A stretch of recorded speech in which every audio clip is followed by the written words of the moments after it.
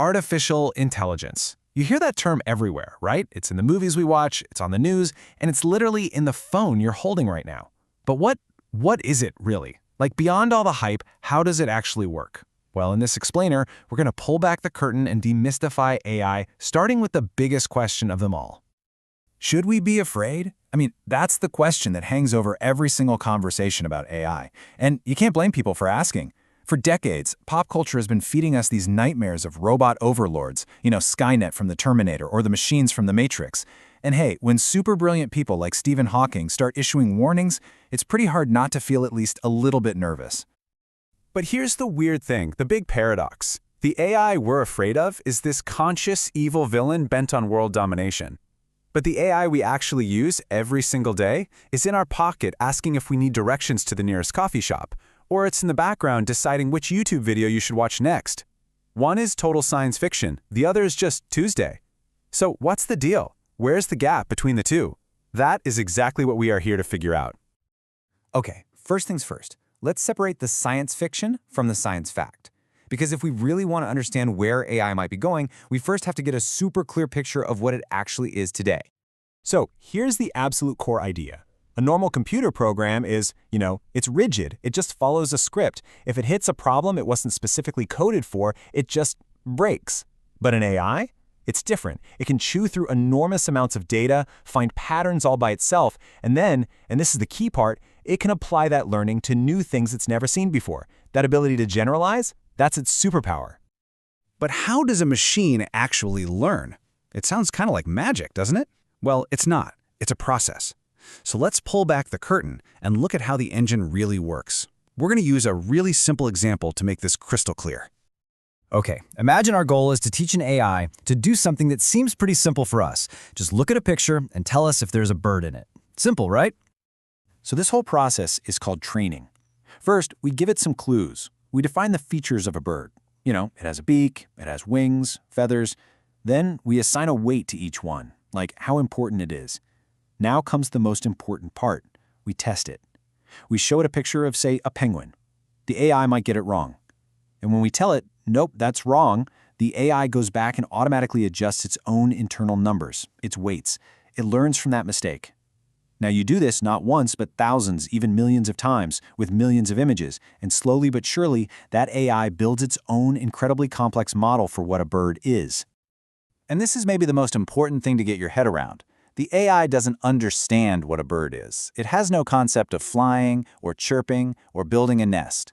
To the machine, a bird is just a specific cluster of numbers and patterns that match the values it has learned to connect with a label bird. It's just pattern matching, but on a mind-boggling scale. Now, this process, this massive scale pattern matching, is unbelievably powerful.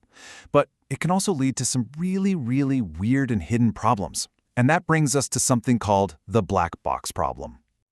Okay, so when an AI trains itself on millions of pieces of data, its internal logic, all those numbers and weights we talked about, it becomes so complicated, so tangled that it's basically a locked black box.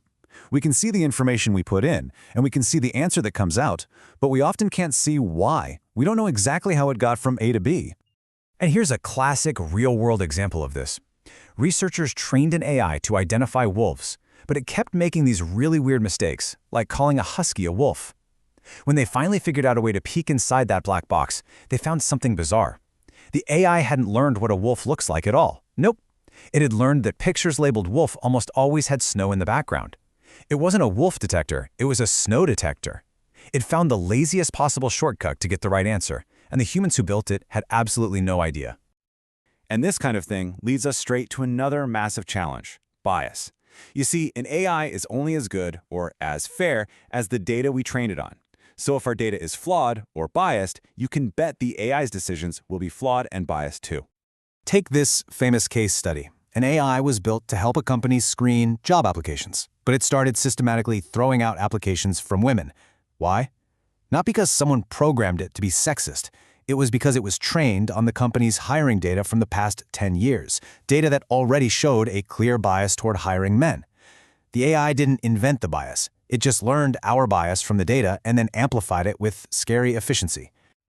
So given all these limitations, like the black box problem and bias, where does our current tech actually stand? How close are we to those self-aware machines from the movies? Well, to answer that, you have to understand the different types of AI.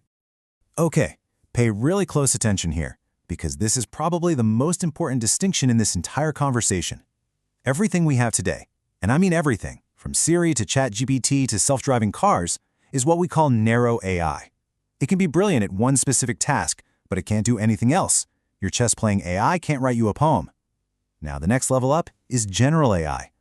This would be an AI with the flexible, creative, problem-solving intelligence of a human. And guess what?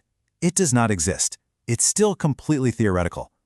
And then, way out there, is super AI, an intellect that is smarter than any human in every way. And that's firmly in the realm of speculation. So, when people talk about that sci-fi nightmare of AI taking over, what they're really talking about is a future, hypothetical super AI. The worry is that it could start improving itself so fast that its intelligence would just explode in what's called a technological singularity, leaving humanity way, way behind. But again, that is not the technology we are dealing with today. So, let's bring this whole conversation back down to earth. Instead of worrying about a Terminator in the distant future, what are the real challenges we're facing with the AI that exists right here, right now? And this is where the conversation is really starting to shift. The fear of a machine waking up and becoming conscious is, honestly, becoming a distraction from a much more immediate and real risk. AI is an incredibly powerful tool, and just like any tool, whether it's a hammer or the internet, its real danger isn't that it's going to develop a mind of its own. The real danger is how we, as people, choose to use it. So what should we actually be watching out for? Well, things like people using AI to create deepfakes and commit fraud, or the subtle ways that algorithms can be used to shape public opinion without us even realizing it's happening. And of course, the very real, very urgent need for all of us to adapt how AI is going to change jobs in the economy. These are the conversations we need to be having right now. And that really brings us to our final thought for today.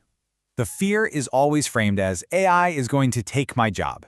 But maybe a much better way to think about it is this. AI won't take your job, but a person who knows how to use AI might. It's a tool, and the person who learns how to use that tool best is going to have a massive advantage. So the real question isn't whether we should be afraid of the machine, it's whether we're ready to learn how to work alongside it. Are you?